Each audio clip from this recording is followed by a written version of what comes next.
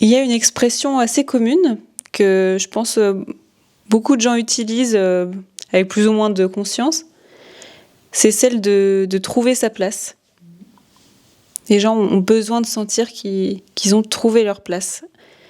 Qu'est-ce que cette expression-là, elle t'évoque ? Moi, je me dis toujours, mais comment l'ont-ils perdu ?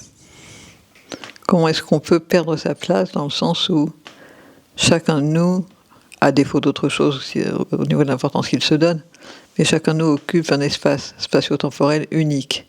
Personne n'est assis au même moment que toi dans ce fauteuil, personne ne peut prétendre rivaliser avec le fait que tu es là. C'est comme une donnée dans l'espace. Voilà, c'est comme si on disait l'étoile est à tel endroit dans la galaxie. Bon, on va pas faire semblant qu'elle est ailleurs. Donc la place d'emblée, on l'a.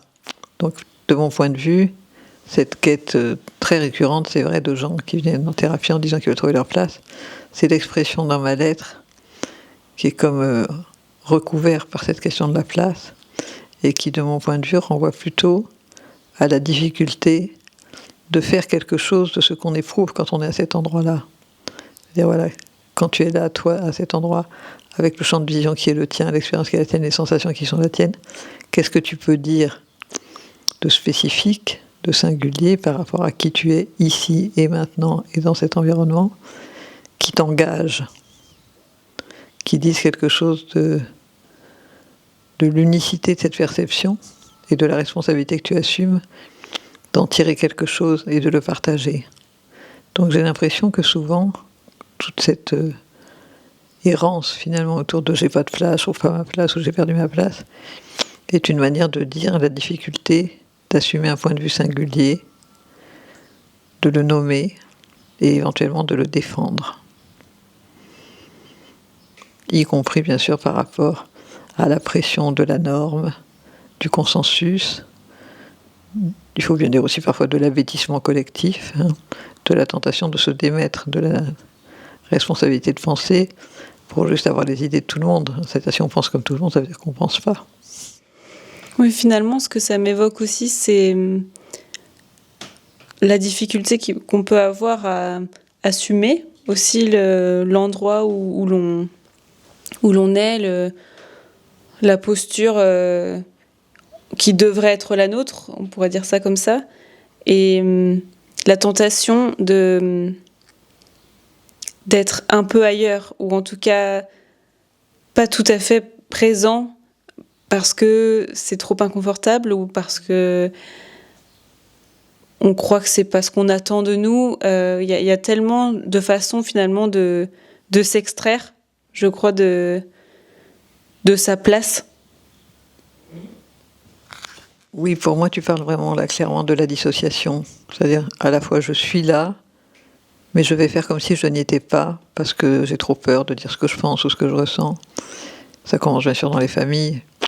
Je te disais tout à l'heure hors caméra que si les bébés pouvaient exprimer ce qu'ils ressentent tout de suite, un certain nombre d'entre eux n'atteindraient pas l'âge adulte, ni même l'école maternelle, parce que tout simplement ils seraient ressentis comme hostiles, en tout cas pas complaisants.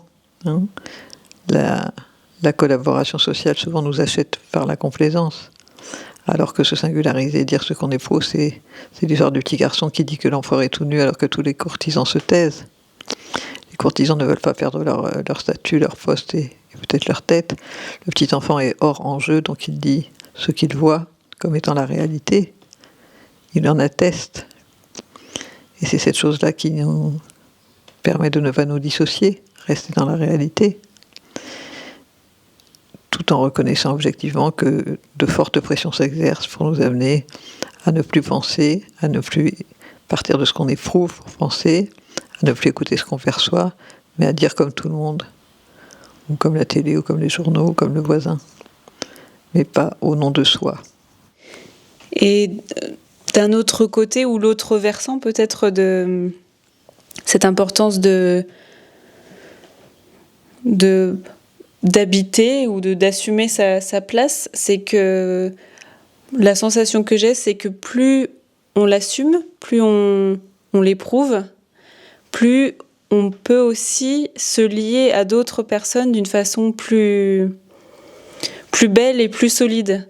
Il y a quelque chose de de plus stable et de moins, finalement, on pourrait dire, qui nous parasite pas ou qui nous met pas à la merci du coup d'éléments un peu perturbateurs ou de tentations. Donc il y a aussi donc il y a des moyens de perdre de vue sa place, mais il y a aussi quand même des bénéfices à l'assumer plus pleinement. Bien sûr, il y a des bénéfices et puis surtout ça a du sens. C'est vraiment comme si on se disait, voilà, j'ai reçu ce lopin de terre, c'est le mien. Je vais avoir un rapport d'intelligence et de cohérence avec ce lopin de terre qui fait que je vais en tirer les meilleurs produits possibles. Et ça va se faire dans une alliance avec cette terre. Et je pensais en t'écoutant à la notion de talent. C'est que le talent, c'est cette spécificité d'un point de vue unique qui fait que tel chef d'orchestre ne va pas conduire comme tel autre. Et aux oreilles d'un mélomane, ça va faire une vraie différence. Ou que Matisse ne peint pas comme Van Gogh, comme Turner. À chaque fois, j'aime bien moi ce terme de point de vue, parce que ça dit vraiment là où je suis, c'est aussi précis qu'un point, et c'est un point qui regarde le monde.